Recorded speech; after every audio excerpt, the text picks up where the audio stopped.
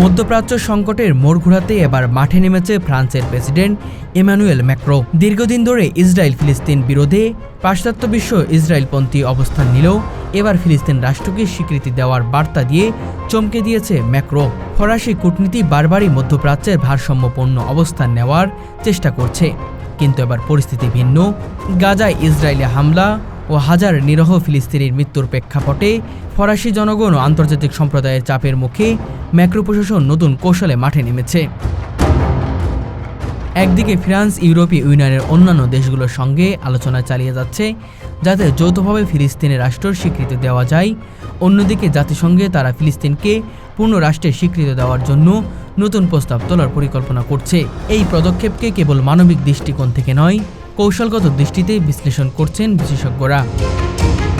France চায় মধ্যপ্রাচ্যে তাদের প্রভাব বাড়াতে, বিশেষত এমন এক সময় যখন যুক্তরাষ্ট্র যুক্তরাজ্য ইসরায়েলপন্থী অবস্থানে আরব বিশ্ব পশ্চিমাদের প্রতি বিরূপ।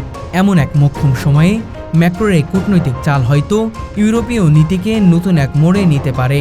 তবে এর বিপরীতে ইসরায়েল ইতিমধ্যে ক্ষুব্ধ প্রতিক্রিয়া জানিয়েছে এবং প্যারিসে নিযুক্ত ইসরায়েলি দূতাবাস এই অবস্থানকে ঘৃণ্য রাজনৈতিক হস্তক্ষেপে হিসেবে আখ্যা দিয়েছে। তবে সবচেয়ে বড় প্রশ্ন, এটি কি শুধুই প্রতীকী পদক্ষেপ নাকি বাস্তব রাজনৈতিক পরিবর্তনের শুরু?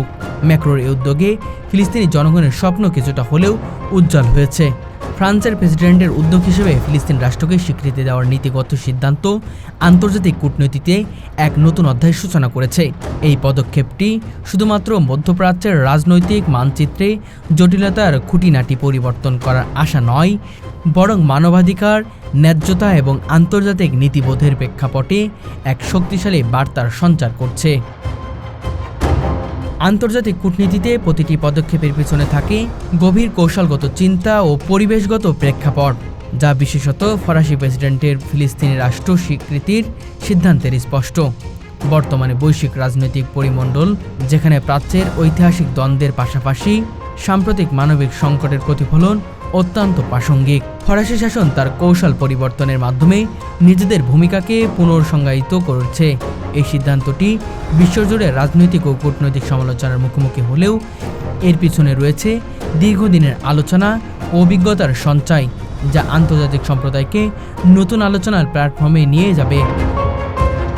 ফরাসি সরকার আশা করছে যে এই পদক্ষেপের মাধ্যমে আন্তর্জাতিক ক্ষেত্রে মানবাধিকার মূল্যবোধ, ন্যায় বিচার এবং স্বচ্ছতার ভিত্তিতে নতুন সম্পর্ক সমঝোতার সূচনা হবে।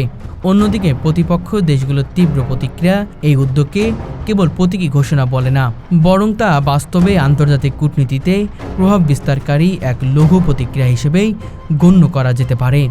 এভাবেই ফরাসি নেতৃত্ব সাম্প্রতিক অর্থনীতি ও নিরাপত্তা নীতির সাথে সামঞ্জস্য রেখে মধ্যপ্রাচ্যের মৌলিক ও স্থানীয় পরিবর্তনে প্রয়াস চালিয়ে যাচ্ছে।